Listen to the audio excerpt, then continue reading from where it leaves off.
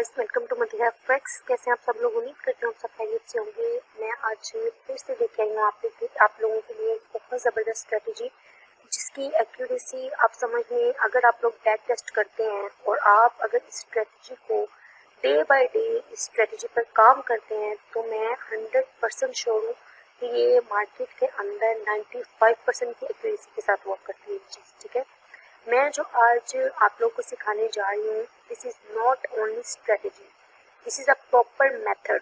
ये एक proper method भी है, खाली स्ट्रेटजी नहीं है। ठीक है, स्ट्रेटजी भी है और प्रॉपर मेथड भी है। तो आप लोग इसको किस तरह से अपनी ट्रेडिंग स्टाइल के अंदर यूज़ कर सकते हैं, किस टाइम फ्रेम में यूज़ कर सकते हैं और किस तरह यूज़ कर सकते हैं, ये चीज़ें मैं आपको वन बाय वन बताऊँगी। इससे पहले मैं आप लोग को ये बता दूँ कि मैंने जितनी भी वीडियोस अभी तक अपने चैनल पर अपलोड किए हैं, आप पहले वो जाके देखिए वन बाय वन, ताकि डे बाय डे आपके एनालिसिस में एक्यूरेसी मज़ीद हो जाए। इससे क्या होगा, अगर आप डायरेक्ट किसी एक चीज़ के ऊपर आते हो तो आपको चीज़ों का ज़्यादा पता नहीं होता है, एक्सपीरियंस नहीं की होती है आपको चीज़ें ज़्यादा, और बहुत सी चीज़ें आपको समझ भी नहीं आ रही होती। तो इसलिए स्टेप बाय स्टेप सारी वीडियोज़ देखें, इंशाल्लाह काफ़ी हद तक आपको हेल्प मिलेगी। आज मैं आप लोगों से जो चीज़ शेयर करने जा रही हूँ वो है best intraday strategy. Best intraday strategy और फॉर ऑल टाइम फ्रेम। अब ये जो स्ट्रेटजी मैं आप लोगों के साथ शेयर करने जा रही हूँ, इसका कोई टाइम फ्रेम लिमिट नहीं है कि ये इस टाइम फ्रेम में काम करेगी और इस टाइम फ्रेम में काम नहीं करेगी, या ये किस टाइम फ्रेम में ज़्यादा अच्छी वर्क करेगी। नहीं, हर टाइम फ्रेम में काम करेगी और हर टाइम फ्रेम में उतनी ही एक्यूरेसी के साथ वर्क करेगी। लेकिन हाँ, अगर एक ये इंट्राडे स्ट्रेटजी है तो हम इसको अगर M30 के ऊपर या H1 से नीचे नीचे यूज़ करेंगे तो ज़्यादा बेस्ट है, क्योंकि H1 से ऊपर ज़्यादा बड़ा टाइम फ्रेम चला जाता है। तो आप कोशिश करें कि ज़्यादा बड़े टाइम फ्रेम में देखने के बजाय इसको H1 से स्टार्ट करें और M30 और M15 तक रखें। ठीक है, ये तीन जो टाइम फ्रेम है ज़्यादा बेस्ट है इसके लिए, M15, 30 मिनट और H1। बाकी टाइम फ्रेम्स पर 20 की एक्यूरेसी है, लेकिन इन तीन टाइम फ्रेम के ऊपर इसकी एक्यूरेसी ज़्यादा है। और इसमें सेशंस की कोई वो नहीं है कि इस सेशन में देखें या लंदन सेशन में देखें या न्यूयॉर्क सेशन के अंदर देखें या आप इसको एशिया सेशन के अंदर देखें, आप इसको किसी भी सेशन के अंदर फाइंड कर सकते हैं। ठीक है, लेकिन इसके लिए एक चीज़ बहुत ज़रूरी है कि मार्केट के अंदर रेंज होनी चाहिए। ये मैं आपको एक और बहुत ज़बरदस्त चीज़ बताती हूँ मार्केट की, कि रेंज एक ऐसी जगह होती है या ऐसा एरिया होता है चार्ट के ऊपर, जब स्मार्ट मनी जोन से होती है ना, अपनी तैयारी कर रही होती है बाइंग और सेलिंग करने के लिए, रेंज के अंदर बेसिकली रेंज के अंदर की ऑर्डर एग्जीक्यूशन हो जाती है स्मार्ट मनी की, कि उसने कौन सी डायरेक्शन सेट करनी है अपनी। तो रेंज बेसिकली इसलिए भी की जाती है क्योंकि इसके बाद अगर आप लोगों ने इम्पल्स मूव, करेक्टिव मूव, ये चीज़ें नहीं पढ़ी, साइडवेज मार्केट या रेंजी मार्केट, ये सब क्या होता है, तो मैं कोशिश करूंगी मैं उसके ऊपर भी वीडियो बनाऊं और डिटेल में आप लोगों को चीज़ें समझाऊं। लेकिन उसके लिए मुझे आप लोग की प्यार की ज़रूरत है, आप लोग की सपोर्ट की ज़रूरत है और आप लोग के साथ की ज़रूरत है। और आई होप कि आप लोग मुझे ज़्यादा से ज़्यादा सपोर्ट करेंगे, तभी इंशाल्लाह मैं आप लोगों के लिए बेस्ट से बेस्ट चीज़ें प्रोवाइड कर सकूँगी। अभी स्टार्ट करते हैं अपनी स्ट्रेटजी। इस स्ट्रेटजी का नाम है एक्यूमुलेशन, मैनिपुलेशन और डिस्ट्रीब्यूशन। ये प्रॉपर एक आईसीटी का मेथड दिया है। जैसे कि मुझे बहुत से लोग पूछते हैं कि मैडम आप किस स्ट्रेटजी पे काम करती हैं या मैडम आप किस मेथड पे वर्क करती हैं, तो बेसिकली मैं सबको एक ही बात कह रही होती हूँ कि मैं डिफरेंट किस्म के मेथड्स पे वर्क करती हूँ।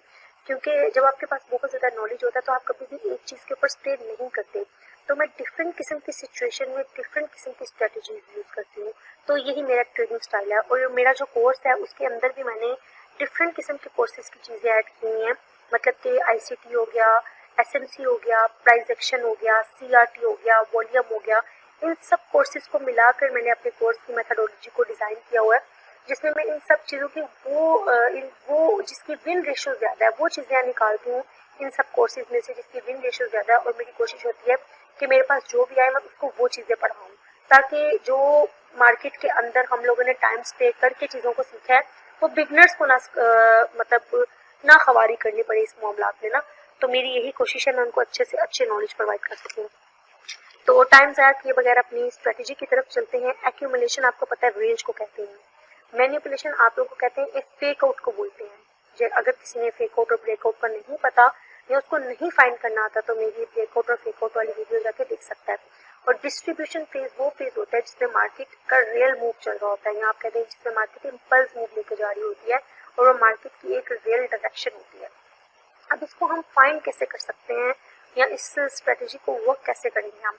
इसके लिए हमें सबसे पहले मार्केट में रेंज चाहिए। फॉर एग्जांपल कोई भी टाइम फ्रेम है और कोई भी लेवल है, ठीक है, अगर मार्केट अप ट्रेंड के अंदर है, ठीक है, फॉर एग्जांपल अगर मार्केट का अप ट्रेंड है, ऊपर एक लेवल पड़ा हुआ है, कोई भी लेवल आप समझ लें, कोई सपोर्ट का, कोई रेजिस्टेंस का, या कोई भी लेवल, अगर level demand supply order block कुछ भी हो, लेकिन मार्केट ने रेंज की हुई हो, ठीक है। अब ये रेंज कितने टाइम की होनी चाहिए, अब ये रेंज टाइम वाइज करेक्शन भी आप इसको बोल सकते हैं, प्राइस वाइज करेक्शन भी आप इसको बोल सकते हैं। अब बहुत से लोग होंगे जिन्हें यही नहीं पता होगा कि टाइम वाइज करेक्शन क्या होती है और प्राइस वाइज करेक्शन क्या होती है। जिस करेक्शन पे स्मार्ट मनी ने ज्यादा टाइम के लिए, मतलब रिटेलर्स ने आप कह कि स्टे किया हो, मार्केट में बार बार बाइंग सेलिंग हो रही हो, तो वो जो है ना वहाँ पे मार्केट काफी ज्यादा स्टे करती है, टाइमली स्टे करती है, टाइम लगाती है स्टे करने में, उसको बोलते हैं टाइम वाइज करेक्शन। अब यहाँ पे मार्केट ने बहुत ज्यादा एक टाइम में, आप समझ लीजिए ये H1 का चार्ट है या H4 का चार्ट है या M30 का चार्ट है, तो मार्केट ने मैनी टाइम एक जोन के ऊपर स्टे किया। अब स्टे करने के बाद मेन चीज ये है कि मार्केट ने अगर यहाँ से अप ट्रेंड की तरफ जाना है तो मार्केट हमेशा डाउन ट्रेंड की तरफ फेक आउट करेगी। अब ये तो थी हमारी एक्यूमुलेशन। अब मैन्युपुलेशन फेज कौन सा होगा, ये वाला फेज होगा मैन्युपुलेशन के, मार्केट नीचे आएगी, इन सब की लिक्विडिटी उठाएगी। अब देखें इस एरिया में कितनी ज्यादा बाइंग सेलिंग हुई है, जिसने भी यहाँ से जिसने भी इस पूरे एरिया में बाई किया होगा उन सबके स्टॉप लॉस कहाँ होंगे, यहाँ पे होंगे, ठीक है। देखिए मार्केट ने जब भी अदर साइड का मूव देना होता है ना, मार्केट अपनी दूसरी साइड की लिक्विडिटी को नहीं छोड़ती, ठीक है, इस चीज को आपने कभी इग्नोर नहीं करना। तो मार्केट हमेशा अपनी लिक्विडिटी को टारगेट करती है, उसके बाद अपने मूव की तरफ चलती है। तो ये थी हमारा एक एक्यूमुलेशन फेज, ठीक है, ये हमारा एक्यूमुलेशन फेज हो गया। उसके बाद ये वाला फेज जहाँ पे उसने एसएल हंटिंग की है इन सबकी, ये हमारा हो गया मैन्युपुलेशन फेज। इसमें मार्केट क्या करेगी, मैन्युपुलेशन करेगी। अब हमारे दो फेज कंप्लीट हो गए, एक फेज तो एक्यूमुलेशन कंप्लीट हो गया, एक फेज हो गया मैन्युपुलेशन।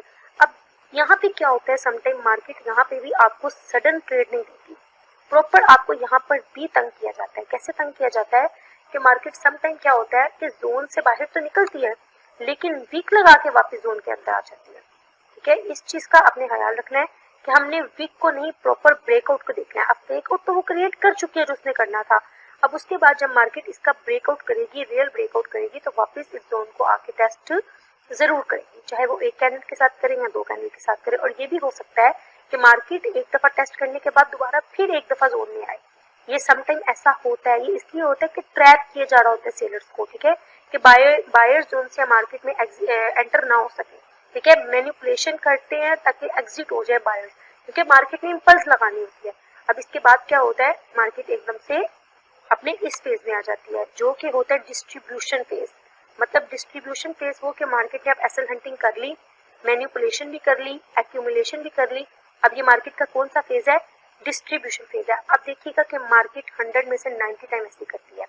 अगर मैं आपको रियल चार्ट के ऊपर लेके चलती हूँ, आप यहाँ देखें ये देखिए, अब ये एक रेंज है, प्रॉपर रेंज है, देखिए। अगर आप इस रेंज के अंदर जिसको भी सपोर्ट और रेजिस्टेंस मार्क करनी आती है तो वो मार्क कर, उसको पता होगा कि सपोर्ट और रेजिस्टेंस कैसे मार्क करते हैं।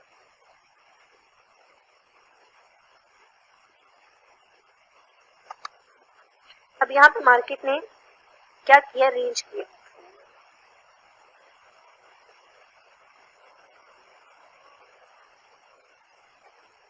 ठीक है, यहाँ पे मार्केट ने रेंज किया।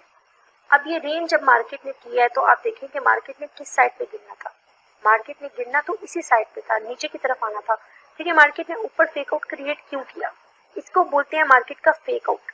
पूरा एक रेजिस्टेंस का लेवल था, इस रेजिस्टेंस के लेवल के ऊपर मार्केट ने प्रॉपर कैंडल्स को क्लोज किया और वापस आके जोन को रिटेस्ट किया।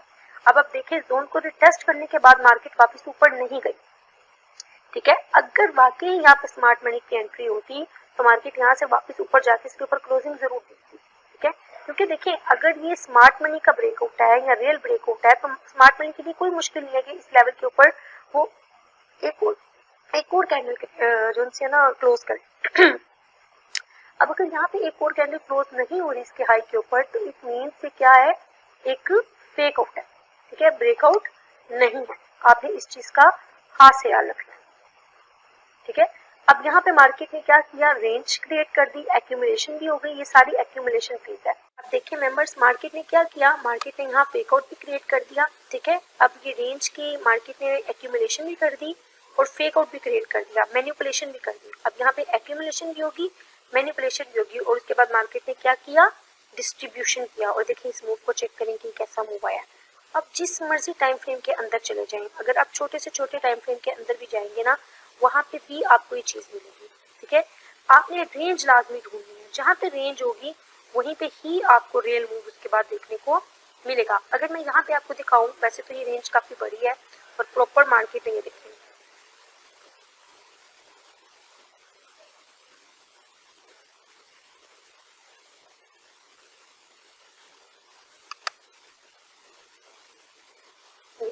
अब देखिए मार्केट ने इन लेवल्स के अंदर रेंज किया, प्रॉपर इन लेवल्स के अंदर मार्केट ने स्टे किया, ठीक है। अब जब मार्केट ने इन लेवल के अंदर स्टे किया है तो आप देखें कि प्रॉपर क्या क्रिएट किया, मार्केट ने एक रेंज क्रिएट किया है जिसको हम बोलते हैं टाइम वाइज करेक्शन, ठीक है। मार्केट ने टाइम वाइज करेक्शन किया है। उस टाइम वाइज करेक्शन के बाद आप देखिए मार्केट ने इस जोन के ऊपर प्रॉपर एक ग्रीन कैंडल फोर्स किया, मतलब लोगों को दिखाया है कि जोन का ब्रेकआउट हो चुका है। उसके बाद मार्केट ने वेरी नेक्स्ट कैंडल जोन को रीटेस्ट भी कर लिया, लेकिन अगर ये रियल ब्रेकआउट होता तो मार्केट वापस जाके इसकी हाई के ऊपर क्लोजिंग जरूर देती रीटेस्ट के बाद, लेकिन मार्केट ने नहीं दी क्योंकि मार्केट ने फेक आउट क्रिएट करना था। और ये देखें ये मार्केट का रियल मूव था, मार्केट ने इस लेवल को आके दोबारा टेस्ट किया, ये देखिए, और उसके बाद देखिए मार्केट इस लेवल पे दोबारा आई, चेक करें कितनी ज्यादा स्ट्रॉन्ग सेलिंग आई है। और ये H4 का टाइम फ्रेम है, ये भरा टाइम फ्रेम है। पहले मार्केट ने यहाँ तक सेल दिया, ये कितनी पिप्स की मूवमेंट है आप लोग चेक कर सकते हैं, 506 से लेके 553, मतलब बहुत ज्यादा मार्केट ने मूव किया।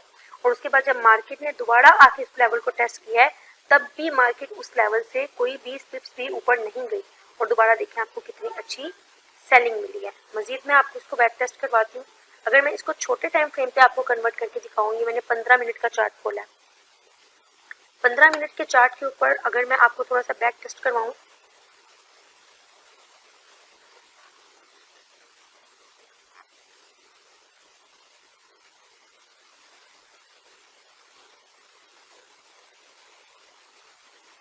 आपको ये स्ट्रेटजी इंशाल्लाह बहुत ज़बरदस्त वर्किंग के साथ मिलेगी और इसकी एक्यूरेसी बहुत ज़्यादा है, मगर आपको चीज़ें रियल में फाइंड करनी आनी चाहिए।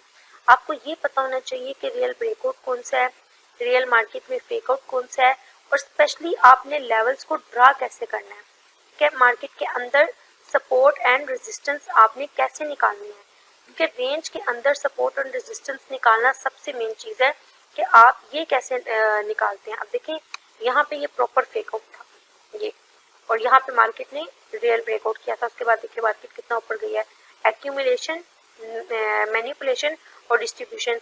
अब यहाँ पे थोड़ी सी कंफ्यूजन ये चीज़ है कि यहाँ पे इसने रेंज नहीं की, पहले फेक आउट पहले दे दिया है, रेंज बाद में किया है। फेक आउट उसने दिया है लेकिन रेंज बाद में किया है। सम टाइम 100 में से आप समझ लें कि 5 टाइम ऐसा होता है मेजोरिटी के मार्केट फेक आउट पहले देती है फिर भी रेंज करती रहती है, लेकिन मेजोरिटी ऐसा होता है कि मार्केट पहले रेंज करती है, जब उसने रियल ब्रेकआउट करना हो उसके आसपास मार्केट फेक आउट क्रिएट करती है। मजीद मैं आपको एक आध एग्जांपल और दिखा देती हूँ।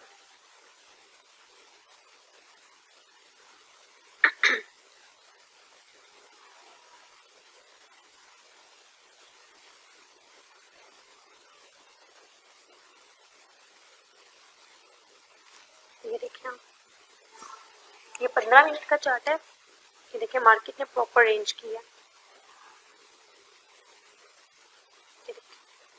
ये सब कुछ मैं आप लोगों के सामने ही कर रही हूँ, कुछ भी मैंने पहले से ड्रॉ करके नहीं रखा हुआ था, लाइव मार्केट के अंदर मैं चीज़ों को फाइंड कर रही हूँ। ये देखिए एक्यूमुलेशन फेज, प्रॉपर मार्केट ने रेंज क्रिएट की है, रेंज क्रिएट करने के बाद मार्केट ने प्रॉपर फेक आउट किया, ठीक है, प्रॉपर मार्केट ने फेक आउट क्रिएट किया, रेंज, एक्यूमुलेशन। ये देखिए जैसे कि मैंने अभी आपको बोला है कि मेजोरिटी ऐसा होता है कि मार्केट ने जब रियल ब्रेकआउट करना होता है उसके नजदीक मार्केट फेक आउट क्रिएट करती है, बहुत कम ऐसा होता है कि मार्केट पहले से ही इस चीज को क्रिएट कर ले, ठीक है।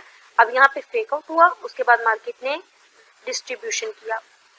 ये देखिए ये कौन सा फेज था, एक्यूमुलेशन, मैनिपुलेशन, ये वाला फेज, और ये वाला फेज डिस्ट्रीब्यूशन।